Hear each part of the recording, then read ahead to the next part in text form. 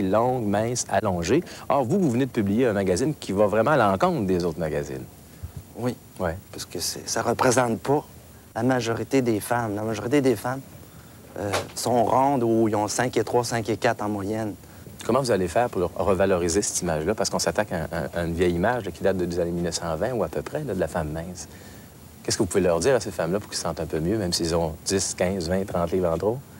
Non, ils n'ont jamais rien en trop, hein. Faut pas dire qu'ils en ont en trop. Oui. C'est vrai. Une femme qui a un poids donné a le poids que la nature a voulu qu'elle ait. OK? La société peut dire, ah, t'en as à perdre. Mais si on regarde naturellement sa morphologie, elle est naturelle. Fait que c'est rare que les femmes en ont en trop. Les personnes obèses correspondent à 5 à 7 de la population seulement. Les autres sont parfaitement normales. T'enlèves les rondeurs, c'est plus une femme, c'est un enfant. Un extraterrestre, c'est plus une femme. Vous allez même plus loin. Dans votre revue, vous dites que la femme qui a ses rondeurs, qui les accepte, qui les vit, est même sexuellement et sensuellement plus attirante. Oui. Ouais. Vous aimez les femmes plus grosses?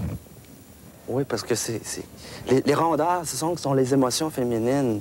Puis quand on touche une personne, on reçoit ces émotions, puis on devient comme euphorique, là, tu sais. Donc, c'est vraiment la sensibilité de la femme est là. C'est des femmes qui ont un charisme, puis une fougue, là, puis ils sont passionnés. C'est parce qu'il faut s'ouvrir émotionnellement, ouais. Tu sais. C'est-à-dire que quand on voit un corps d'une femme, c'est pas comme une auto. Hein? Ça dégage des émotions. Mm-hmm.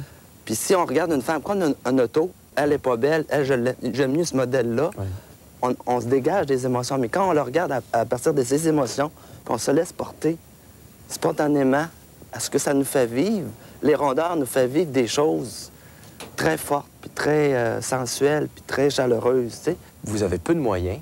Comment pensez-vous pouvoir compétitionner avec votre petit magazine, tous ces magazines-là qui sont accrocheurs, qui ont du papier glacé? Le vôtre est modeste, soyons honnêtes. Comment vous pensez prendre votre place? Il va falloir que vous en vendiez combien pour pouvoir survivre? Parce que c'est une aventure qui peut être coûteuse, un magazine. Ces magazines-là, ils offrent du rêve et du glamour, qu'on appelle en anglais. Oui. Hein? C'est du fantastique, hein?